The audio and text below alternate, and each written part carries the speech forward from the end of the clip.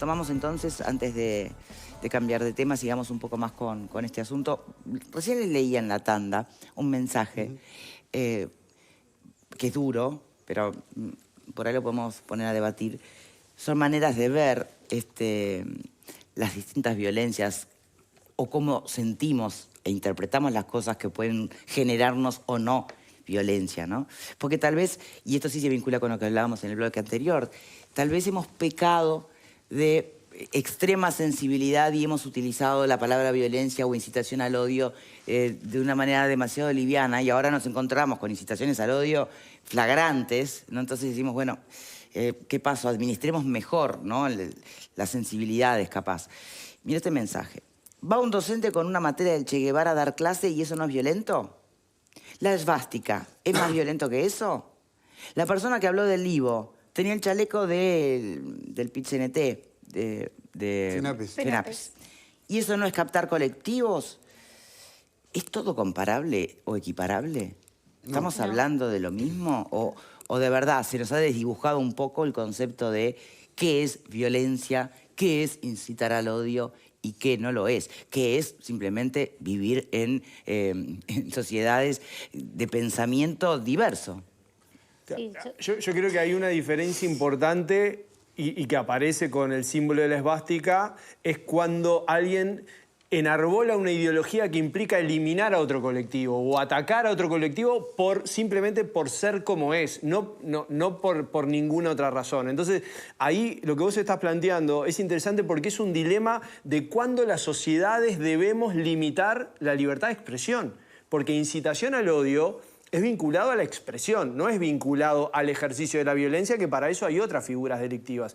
Entonces, un valor democrático tan importante como la libertad de expresión, hay que ser muy cuidadoso a la hora de limitarlo. Yo creo que esas comparaciones que nos trae el oyente a la reflexión no aplican porque son, digamos, o figuras o colectivos que podrás estar de acuerdo o no, pero que no se proponen eliminar a un otro, digamos. No están Otra cosa es pretender imponer ideas. Bueno, pero de eso se trata también el diálogo intersocial, ¿no? Sí, o sea, el diálogo, no la simbología. O sea, no, por supuesto. Yo creo que ahí en lo que tiene un punto el televidente es que ningún docente debería ingresar a un centro de clases portando ningún tipo de simbología.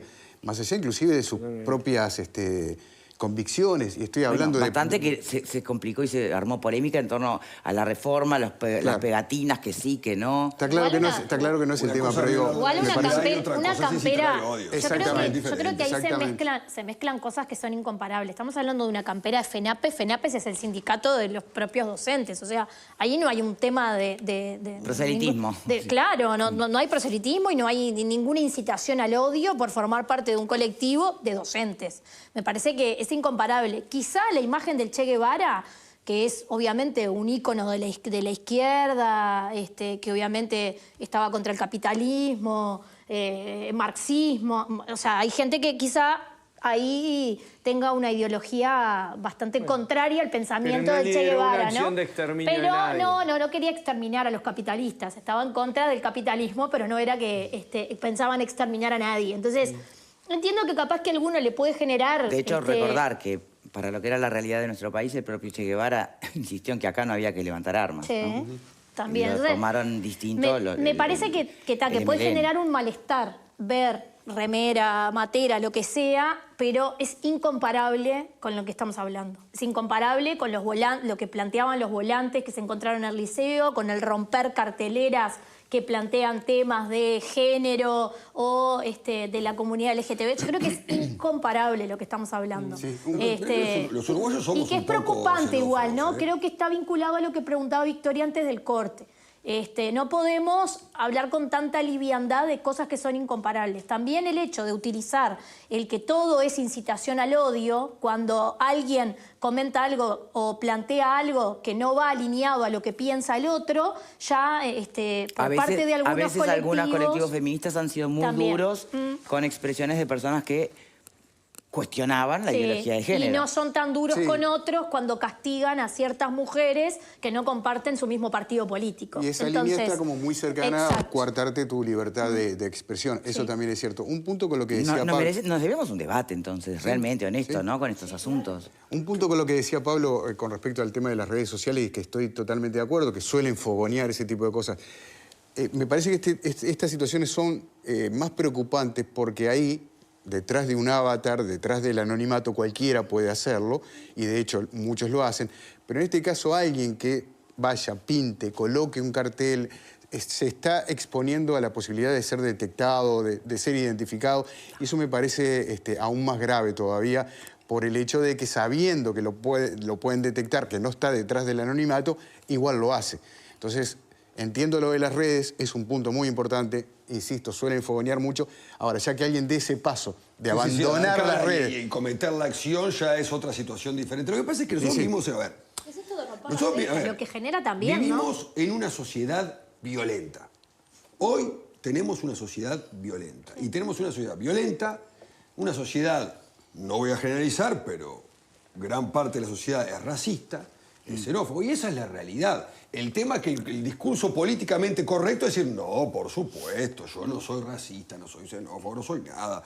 Me da igual exactamente todo, apoyo todos los movimientos y me parece perfecto la libertad de expresión de determinados sectores de la sociedad. No, mucha gente no piensa de esa forma y no se dice, pero es una realidad.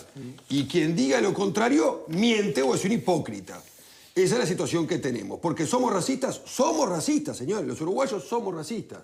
¿Cuántos chistes hay con el racismo? No solo por el color de piel, sino por la religión y demás. Los hacemos. Somos racistas. Entonces, hay que estar atentos a estas circunstancias, pero tenemos que hacernos una autocrítica y decir, los uruguayos en realidad, ¿nos alerta demasiado esto o no? ¿Nos llama poderosamente la atención y nos preocupa demasiado esto o nos preocupa hasta por ahí nomás?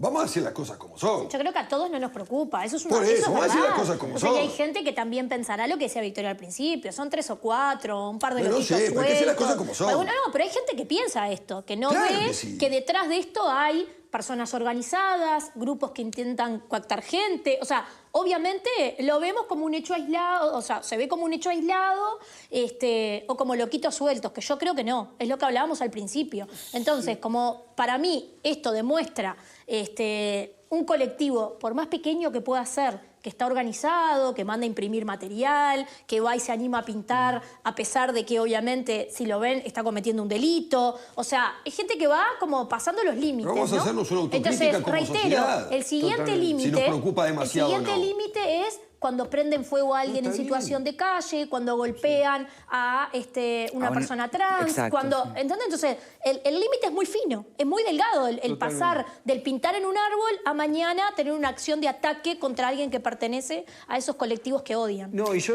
sigo esta línea de pensamiento de Pablo en el sentido de que quizás en la sociedad uruguaya a veces tenemos una visión algo autocomplaciente de nosotros mismos, como que no vemos muchas veces estos problemas porque pensamos que somos súper tolerantes, súper democráticos. Es cierto que acá a veces hay niveles de violencia inferiores a los que puede haber en otros lugares de la región, pero cada tanto tenemos cuestiones que nos llaman la preocupación. Entonces yo creo que acá hay una oportunidad también en esta situación embromada para que las autoridades de la educación, y también tomando en cuenta que ahora en el mundo han pasado en los últimos años, pero en particular en estos días, cuestiones de violencia muy embromadas para tomarlo como oportunidad para trabajar. Yo me imagino a los docentes, a los colectivos docentes y estudiantiles, bueno, no sé, haciendo una marcha por la paz, haciendo cosas que de alguna manera ayuden a apuntalar la cultura inversa a la que estos carteles representan, que es la del odio, ¿no? O sea, como regar la planta de la tolerancia. Lo que tenemos de actividad gremial estudiantil, lo más acá es un apoyo a Hamás, ¿no? O sea, que estaríamos bastante lejos de las marchas por la paz. Hay determinados sectores como la... Una razón más para fomentar la cultura de la paz. Bueno, pasa que cuando vos tenés declaraciones, como las que decía Victoria, que yo las vi, la verdad que son infelices, tristes, totalmente infelices. La verdad, entonces digo, es bravo cuando determinados sectores de la sociedad que abogan por determinados derechos de algunos colectivos, después critican otros. Bueno, pero cuando le pegan con fuerza, ¿no? Pero cuando trabajás con los temas... Entonces, soy tolerante para determinadas cosas, no, pero para les otras no. demostrás que están equivocados, porque ahí también hay parte de ese discurso de... cuando justifican a Hamás o lo defienden, es como identificar el pueblo palestino detrás de este grupo terrorista. Hay desconocimiento, hay desinformación. Hay desinformación, entonces trabajando los temas y poniéndolo arriba, pero está pasando en el mundo, no está pasando solo Pero acá. vos decís que hay Tenés enfrentamientos de Mira, gente... hoy escuchaba una entrevista que le estaban haciendo a un integrante de un sindicato, un trabajador en Israel, y le preguntaban específicamente cómo había reaccionado ante la declaración del sindicato, del PIT-CNT, ¿no?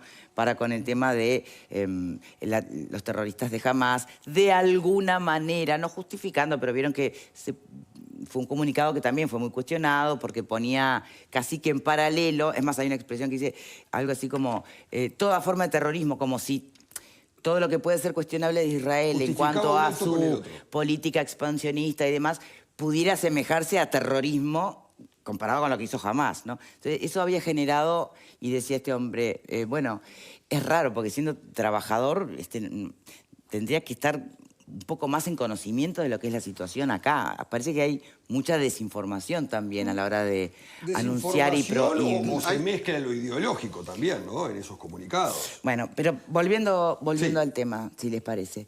Bueno, se supone que esto está en investigación, ¿no? Y que también van a trabajar los docentes desde lo institucional. Hablando de los docentes, quiero terminar o cerrar este tema hoy con el mensaje que me hace llegar Verónica, que fue justamente la profesora que salió en la entrevista, en el tape, en la crónica de Telemundo, por la violencia en el Ivo.